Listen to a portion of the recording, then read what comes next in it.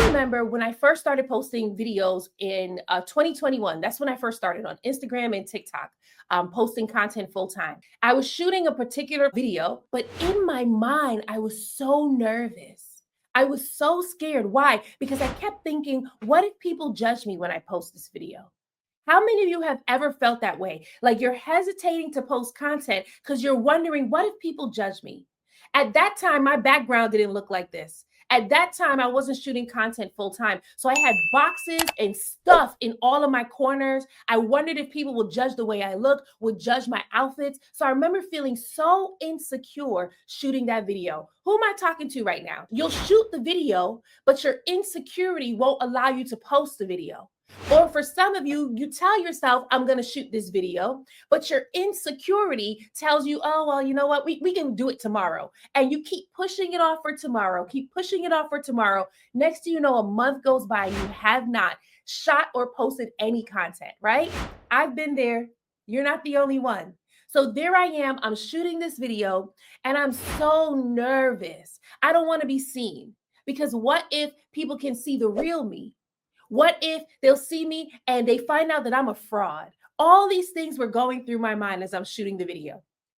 Now I'm editing the video. And as I'm editing the video, I'm thinking to myself, there's no way I'm going to post this video. That's where some of you are right now. You have a bunch of videos in your drafts folder that you have yet to post because, oh, I don't have time. Oh, I'm working with my clients. Oh, this, oh, that. When in all actuality, you're just afraid to post it because you think someone's going to judge you. You're afraid to post it because you're afraid to get bad comments. I was there too. So after I'm done editing the video, I put it to the side. It also sat in my drafts folder. I did not want to see that video ever again because I don't want anyone to see my background or what it is that I look like, right? But there came a day that I actually ran out of other content to post, and it was time for me to post this particular video. And I'm just nervous at this point, right? I remember covering my eyes. And I remember holding my breath. So I'm covering my eyes. I'm holding my breath now.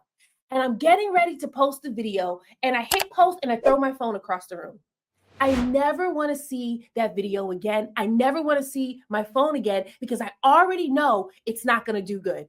How many of you have been there before? You've already convinced yourself your video is not going to do good, even though you posted it. You done spoke a word curse over it. You already know it's going to get low views. I've been there too.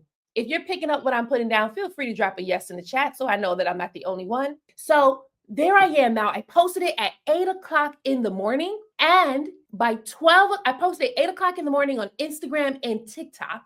By 12 p.m., that video came back to me in a Facebook group. That video went viral so fast, my head got whiplash. So fast. So here I was thinking to myself, that the video is not going to perform. It's not going to do good. People aren't going to judge me. People aren't going to like it. Only for me to find out that the video went viral. That video that is sitting in your drafts folder could be the one that reaches all your dream clients, could be the one that TikTok pushes out, could be the one that Instagram makes go viral. But it's sitting in your drafts folder. And here's what I learned that day. I learned that social media is the fastest way to get your message out there. It is the fastest way to get your message out there. Guess how many people you can reach with a 30-second video in just 30 minutes? The possibilities are endless, but for me, I've reached at least 2,500 people in 30 minutes with a 30-second video. How many people are you reaching with word of mouth and referrals? I want you to think about that.